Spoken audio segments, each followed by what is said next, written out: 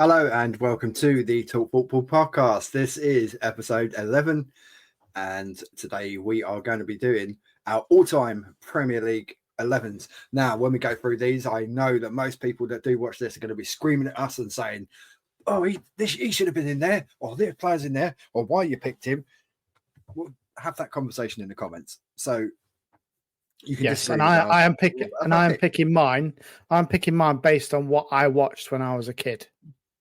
And I'm picking mine based on obviously players class. I like, obviously. So there's a bit of might be a bit of Chelsea bias in there as well. And I'm picking it on how I want the team actually to function as a team rather than just names on a piece of paper. So we're going to kick off with Adams first. Yes. Well, there we go. That's mine. So you've gone. So I don't know if you want to have if you want to have a look, and then we'll discuss it. Standard 4-4-2. Yeah. I thought the only way I could get the person on the right mid in, because obviously he's just unbelievable. Right, so start off, Schmeichel. Yeah, goal. I mean, obvious choice. I mean, you know, one of the greatest Premier League strikers. I mean, strikers even. Strikers. Actually, to be fair, he did go up front a corner. He did go up front for a corner once and score a goal. He did. So I'm not a complete melt. But yeah, well, I don't know about that, but yeah. And then left back, Ashley Cole. I mean, obvious. And Chelsea, as you know. Yeah. And John Terry, best centre back ever seen in my life. And I've actually seen him live as well, which was good. And another one, Rio Ferdinand. Yeah. And you'll probably not agree with this, right back, Gary Neville.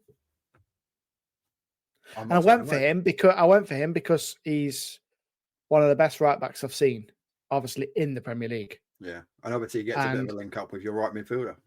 Yeah, exactly, which is Golden Boys himself, David Beckham, and then obviously the man himself, Sky Sports pundit Roy Keane.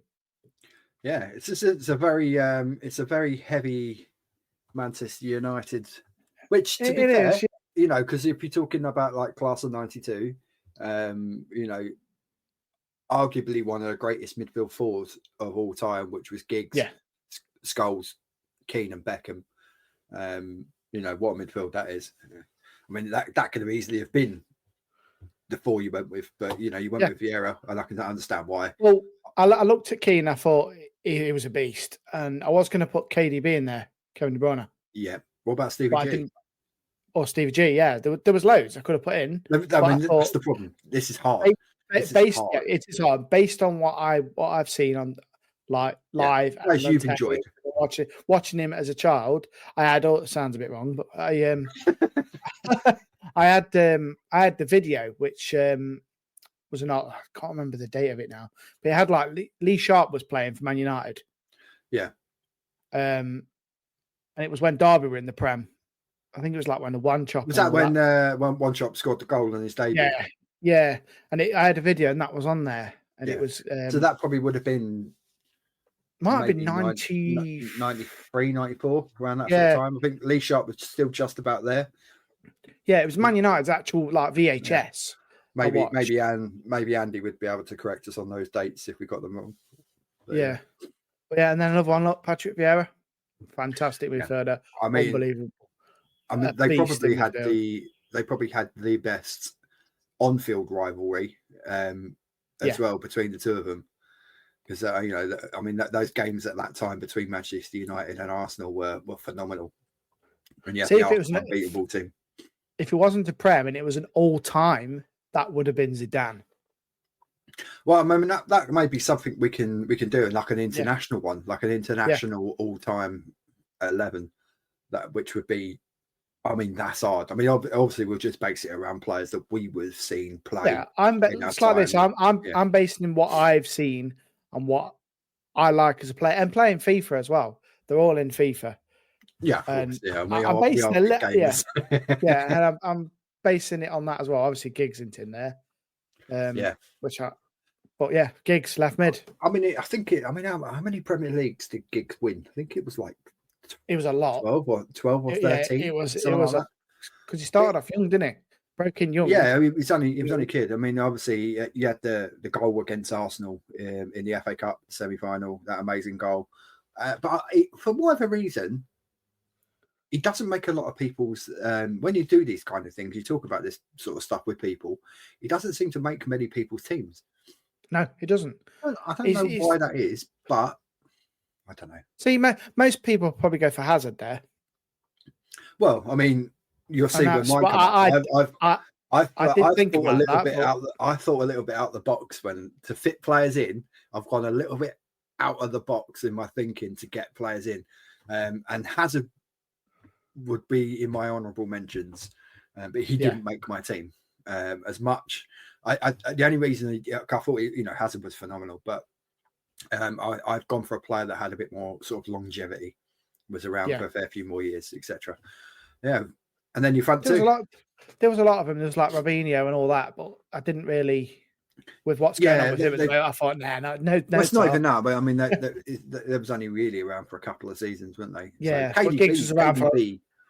Would have been a great shout. And I think maybe when KDB has finished, I think he probably makes a lot more people's team. Yeah, it'll be like an all-star one.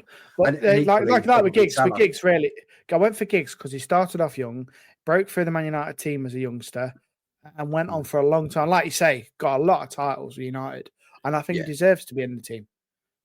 Personally, along with my centre forward. Along with my centre forward, Thierry Henry. Along with him as well.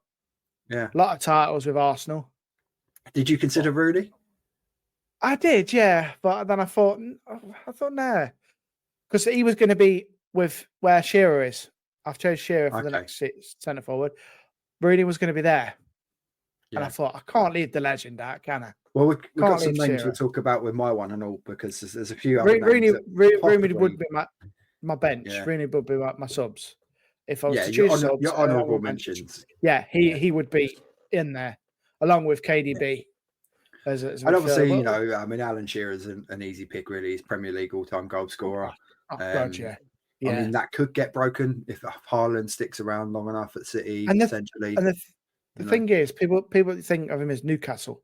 I'm going on as well with what he did with Blackburn. Well, I can go back further than that because obviously I've got a few more years on you, and I remember him. He won Alan Shearer Shearer at Blackburn, yeah. So that was under the Jack Walker revolution when Jack Walker came in, bought the club, and spent a lot of money. Kenny Dalglish as manager. They bought in they had some really good players. Stuart Ripley on the right. Colin Hendry at the back. Colin Hendry.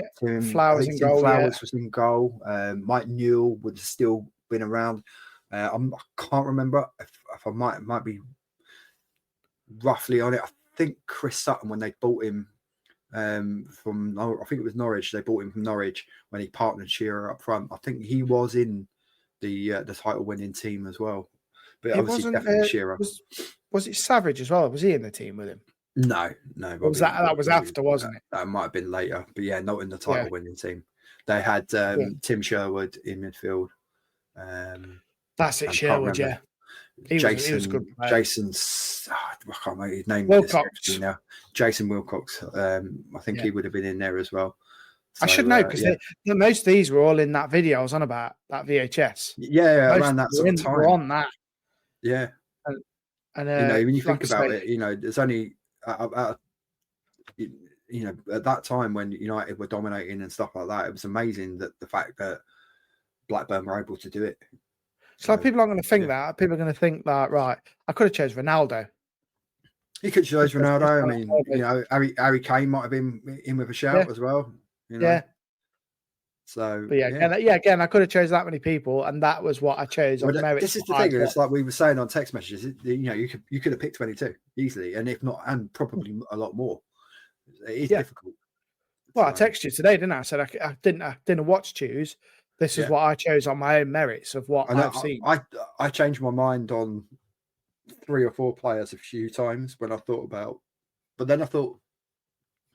I mean, the obvious one as well was Paul Scholes, and well, that's what I mean. I could have what do I want from my team? How if I was the manager and I was picking these players, what would I? So maybe I went into it. Maybe I went into it a bit too in depth. Yeah.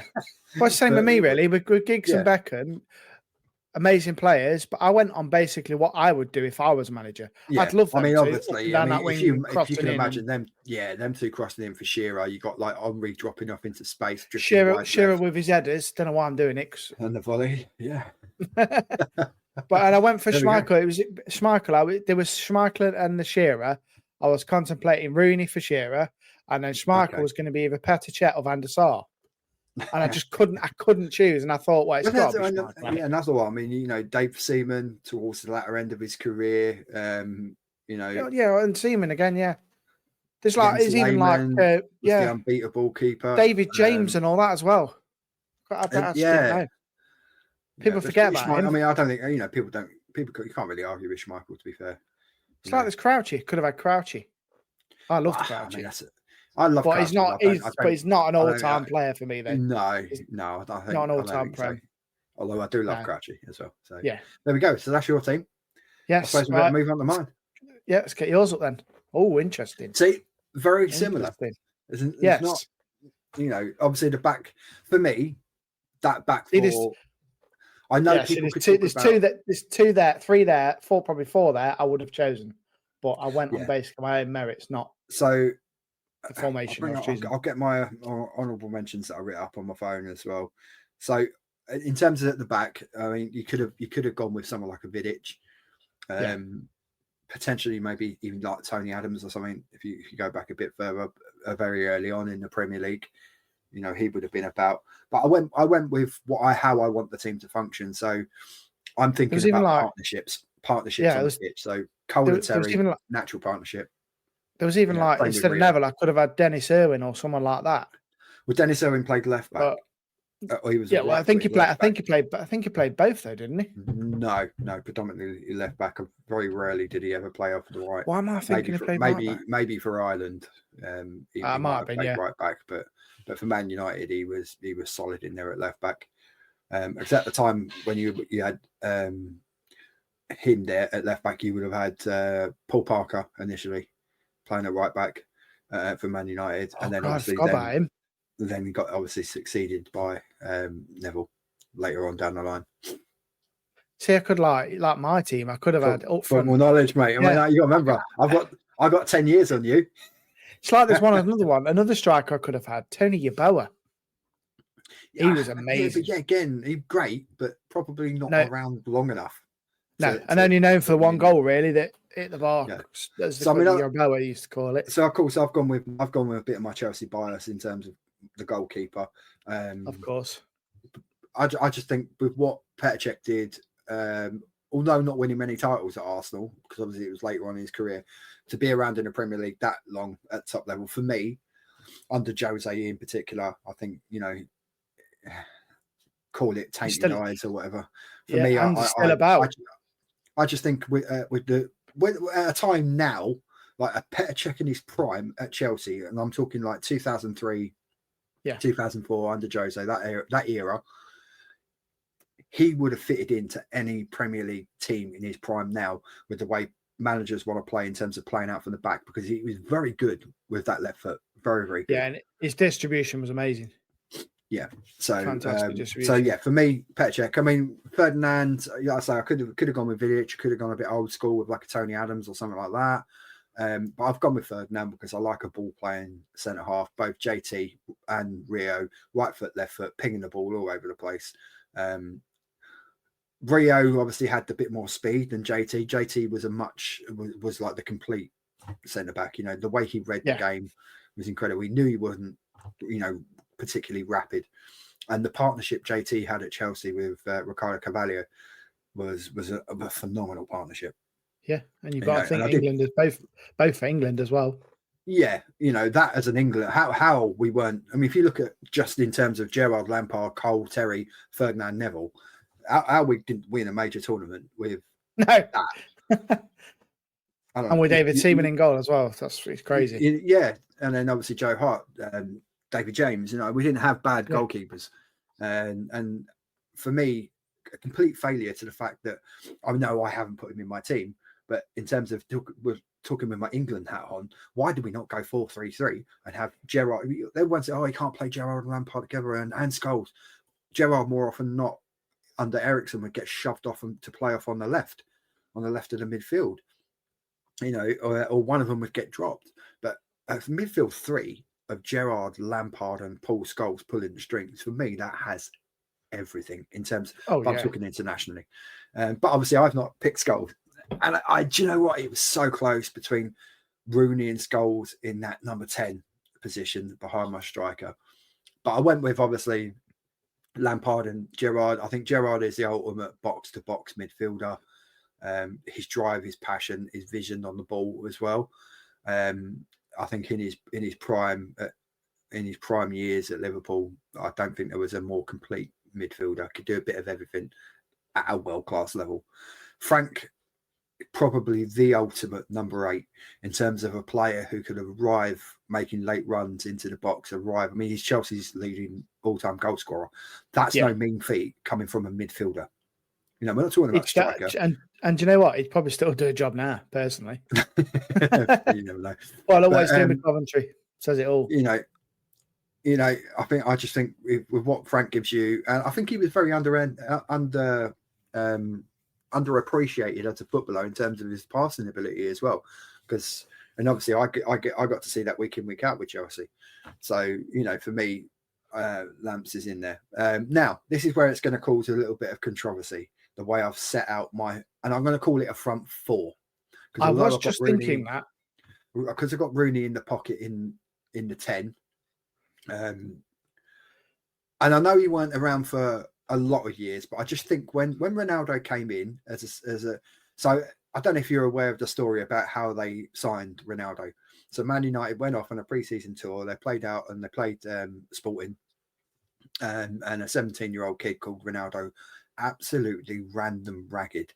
He had been on the scouts' radar for a little while, but this was the first time that they'd actually experienced him in terms of up close and personal. The flesh. Yeah. And all the senior players on the flight back, apparently, from Santa Ferguson, you got to get that kid. You got to get him. So he did. He goes and signs him as a kid, and the rest is history. For what he did for Man United. I'm not really going to count the second time he came back to United when he returned, obviously well into his 30s. But that time before he went to Real Madrid, I think that first season was a little bit tough for him. He was too many flicks and tricks and step overs. But once he then kicked into gear, phenomenal. Ronaldo, absolutely phenomenal. Predominantly at that time at United, he played off of that right wing. He did. He's an unbelievable player. Yeah, supporting Rooney, and then you had the likes of Berbatov and people like that as well. But the partnership between Rooney and Ronaldo at Man United was unreal. Unreal. Really good. I've always rated him. I just don't like his big-headedness. That's the only thing I don't like about him. Which you've got to be big-headed to be in what he's done. Well, you've got to be driven to take your game to that level. Exactly. And then I've gone with Henry on the left. And again, I know. So for me, Henry was at his best when he drifted. I know he played, forward. He was more of an inside forward, wasn't he? Yeah, and I just think when he drifted off onto that left-hand side, it dragged the defenders out, and it made it very difficult for people to mark him. The defensive midfielder didn't really want to go out there and get him. So then you kind of had a situation, because they still had wide players, obviously they had the likes of Overmars and Pires as well. So then you had Henry going out there. I mean, as centre backs and a right back, what on earth do you do when you've got Henry and Pires or Overmars out there like that coming up against you? I mean, that's just terrifying. So just them two players alone, Henry and Ronaldo, mate. Imagine coming up against them two. You wouldn't want to play. You'd be like, no chance. I'm not having that. So obviously, a bit similar to you. I mean, Beckham makes my honourable mentions because I love David Beckham. I think I'm just an unbelievable player. Yet again, underappreciated for what he does in the ball. Everyone associates him with the free kicks and the crossing. But go back, and if anyone wants to take issue with me about how good I think David Beckham is, go back, get on yourself on YouTube, sub as well while you're here with this channel before you do, and type a little plug there. David Beckham passing Real Madrid, and then tell me that guy is not a complete footballer. Because if you can't, and you want to justify it saying he ain't as good, he ain't that great, all he could do is cross or take free kicks, you know nothing about football. And I'm going to tell you as well, not just on the pitch, off the pitch as well. What he's done for charities and etc. He's unbelievable. Yeah, I mean, I love that man. I'd marry him if I was gay. I'd marry him. People are talking about the Spice Girl thing and all that, and was it a distraction? Maybe. I just think Bex was driven. He knew what he wanted to get out of his career.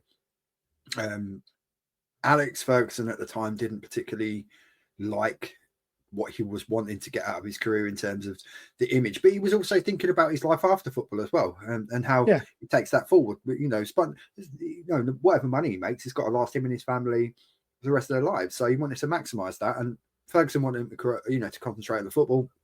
They had the falling out, the boot being kicked across the dressing room that hit him in the eye, and which wasn't exactly that long after that. Then he gets to transfer to Madrid. So honourable mentions. We'll go to, for me, my honourable mentions: Seaman, Vidic, Scholes, Keane, Beckham, Giggs, Harry Kane, and Dennis Bergkamp. But I went with Shearer because growing up, there was two strikers that I tried to model my game after as a player myself, and that was Gary Lineker and Alan Shearer. And for me, Alan Shearer was just the most complete striker. Did you know who I thought you was going to choose? Cantona. Go on. I thought you were going to choose Cantona. Eric was close, and I did consider Eric for that 10. I also considered Joey Cole. Hazard could have played on the wide left or in the 10 himself.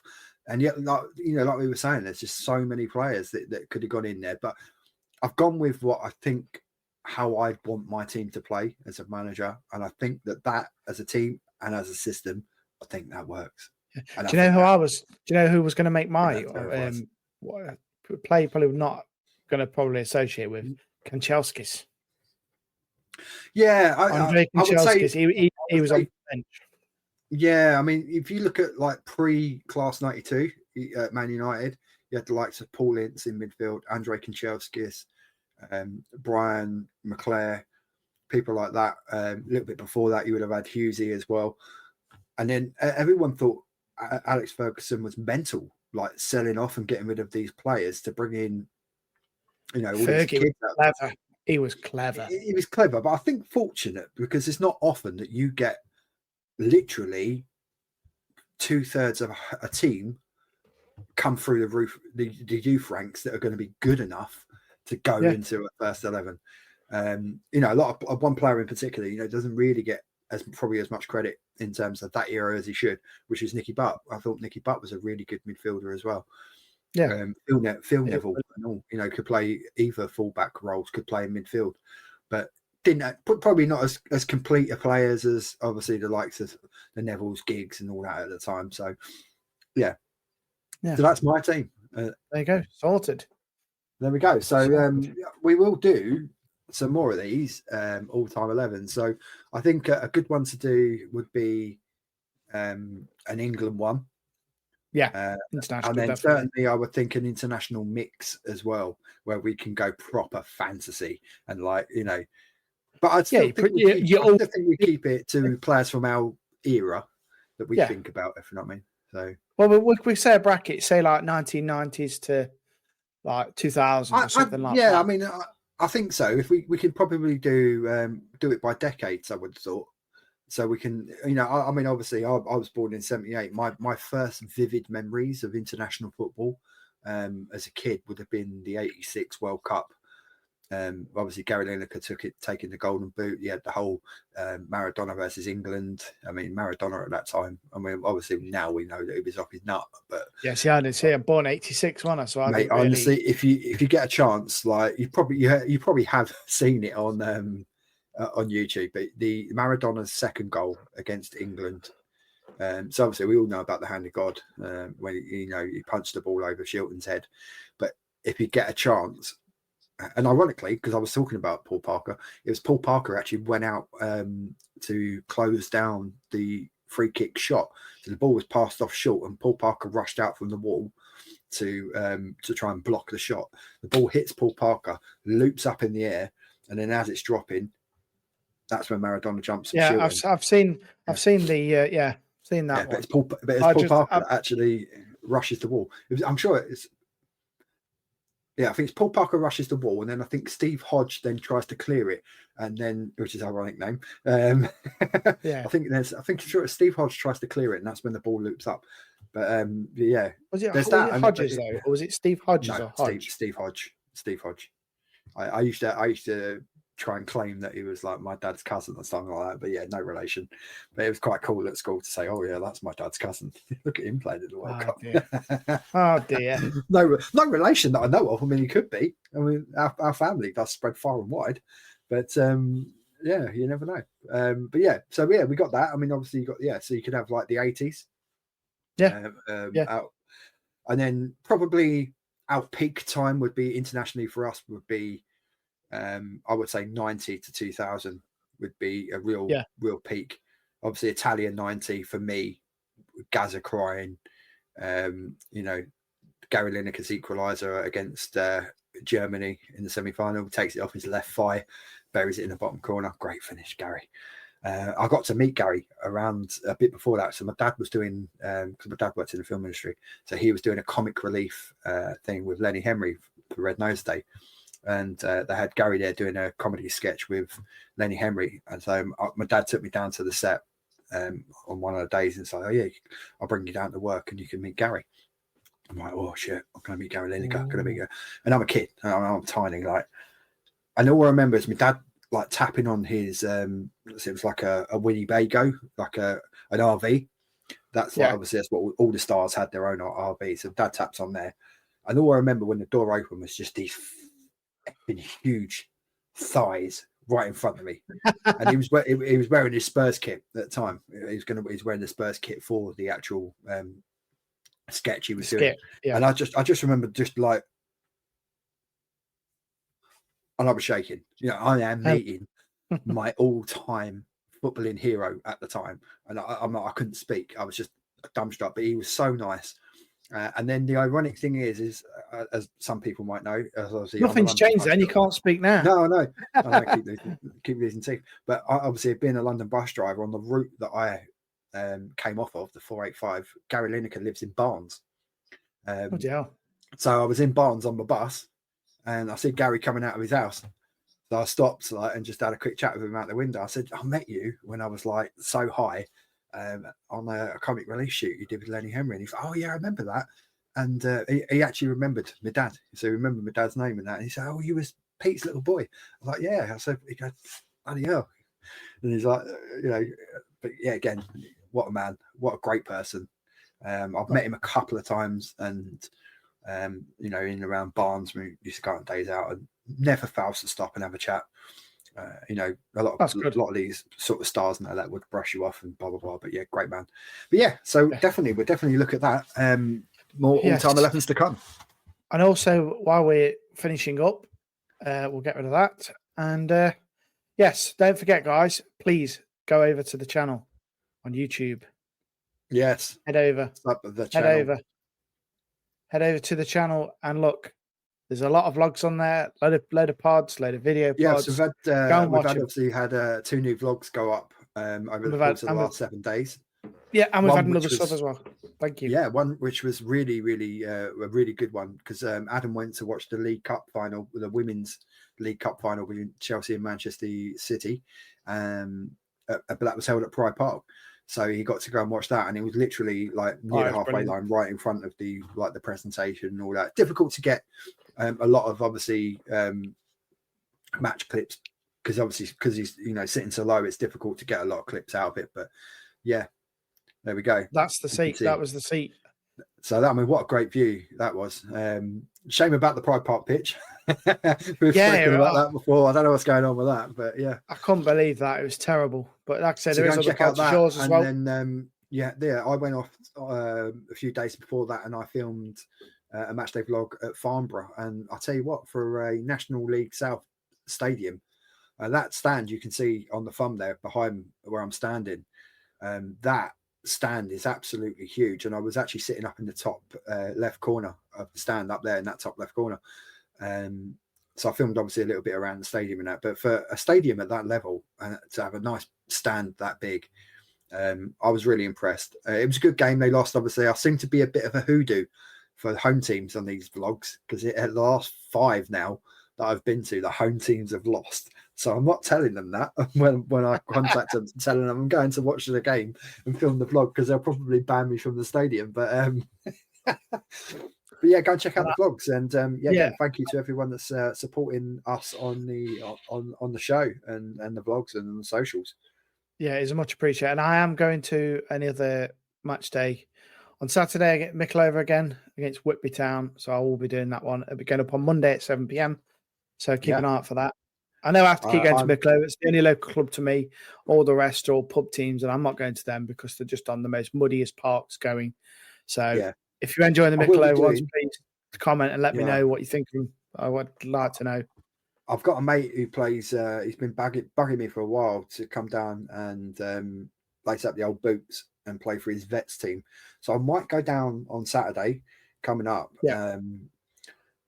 and not play, but I might just go down and have a little look at them, see what the standard's like, see if my fitness would be capable of playing at that standard. But I might actually do like a bit of a vets match day vlog on the team if they're okay with it. And so I'm going to have a little chat with my mate Scotty, who helps run the team in that.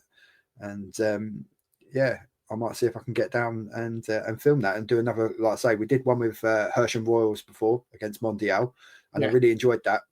And I don't mind standing up, like walking around the fields and filming it. So hopefully we'll have that. But if not, I am on earlies, thankfully, when I go back to work. So I should be able to get to another game on the Tuesday night. I haven't picked one yet, so I will be scouring through all the non-league clubs that I follow and the women's teams, etc., to find a fixture for that Tuesday and the following Saturday as well, I think. Sounds good to me. Like I say, I'm trying to, if it's Mickleover all the time, I apologise, but it's just, I enjoy doing them. I like going to watch Mickleover. It's local to me. It's literally 10 minutes up the road on my bike. I mean, you've got the poster here, the Don Amott Arena. So if you're in and around the Derby area or even in the Derbyshire area, the county, then go and check out Mickleover. There's the address. It's the Don Amott Arena, DE3, Mickleover Football Club.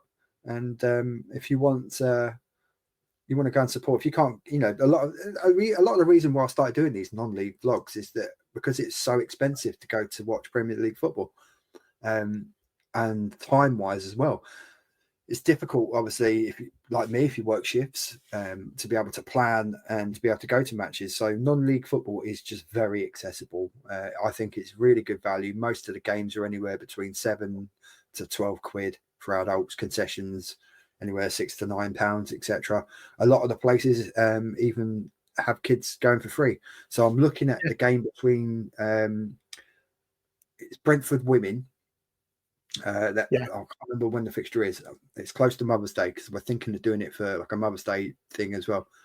So it's Brentford women. I can't remember if they're playing Bromley or MK Dons, but it's being held at the G-Tech Arena. Oh, G-Tech Arena, nice. And I've not been to the G-Tech. And obviously, that'll be a good vlog. Very good. Yeah, vlog. I think so. The last time I went to watch Brentford for a home game is when they played at their the original stadium, which their name escapes me right now. But yeah, so it'd be interesting. I've not done the G-Tech, and believe it or not, it's £2 for an adult. Wow, really? Yeah. Wow. So, I don't know what level Brentford women play at. I'd have to check that out, what league they're in. But I'll check it out. And I'm pretty sure the game's going to be at the G-Tech. So yeah, it says it's at the G-Tech unless they switch it. But yeah. Well, I am looking at Derby Women's again as well. Go and look and watch them again. Yeah, because I enjoyed that one as well. Well, the thing is like I know you say about like obviously doing Mickleover time and time again, but the thing is that Mickleover are going to be playing different teams, so it's not like they're going to be just watching Mickleover. There'll be different opponents. So yeah. And I'm hoping if Mickleover is watching this, Don's watching it or listening to this, I'm doing it to try and hopefully, if you are liking them, I'll come and do them often. I'll come and do them every game. speak to me. So if anyone from any non-league clubs or etc. does want, particularly in the London, Surrey, Hampshire areas, etc., there's lots on so many clubs. So if you do fancy me coming down and visiting you, just let us know in the comments, or tag your club, or tag, if you're a fan of any of those clubs local to you, tag them in the comments, and we will endeavour to come down. And if you are someone that lives in and around the Derby area, and you do fancy doing a couple of away trips with Adam, I'm sure that you can drop a message. Adam will message you back and you can arrange that, especially if you drive. That'd be helpful. Yeah, because I don't drive, so it's because I don't drive. It's awkward to get there as well. The bus systems around here are terrible. But sorry, Derby, but they are. Yes, sorry, Arriva Midlands, but yeah.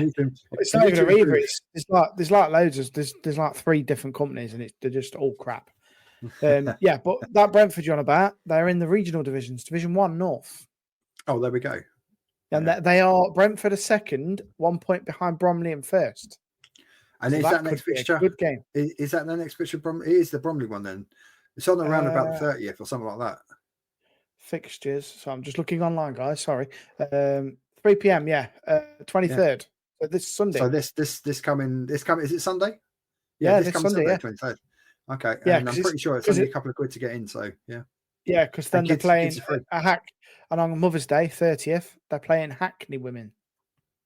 Nice. At the Wadham Lodge Sports Ground. Okay, I might have to check that out because it's not. So Hackney's not far either. Not really. No, it's just across East London, isn't it? So yeah. Yeah, not Hackney. Look. Yeah, they're the games. Yeah. Oh no, can't go to that one. That's Mother's Day. That one. It's Mother's Day, yeah, and we are out for Mother's Day at that point. So we're going. Me and the missus and the kids. We're going to a place called Boom Battle Bar, where we're going to be doing shuffleboard, pool, and karaoke. Sorry, tell her you're going to the football first, then take her out. Well, we're going to do the football the previous weekend, and we're going to stuff my face at Carvery on Saturday night as well. Come on. So then there'll be 2 vlogs then next week. Potentially, yeah. Hopefully that'll I'm work going Mickleover Saturday. You're going Sunday, so Mickleover's Monday, and then hopefully I'm going to probably say Friday. Give me a chance to edit it. So I reckon Friday 7 p.m. for yours. So there we go. So if you want to comment, obviously, on what we've done here today with the all-time 11s, and if you want to suggest any teams that we could look at, individual teams that we could probably pick, like from the Premier League era, that we could pick all-time 11s, etc. Obviously, comment that as well. And if you're interested in meeting up with us for Matchday Vlogs, if you want to join us on a Matchday Vlog, I mean, that'd be great if someone would want to. Yeah. If you're in the Surrey area, etc., and you go and watch a non-league team, if you want to drop a message, I will quite happily come and meet you at a game, and then you can join me and do the vlog with me as well.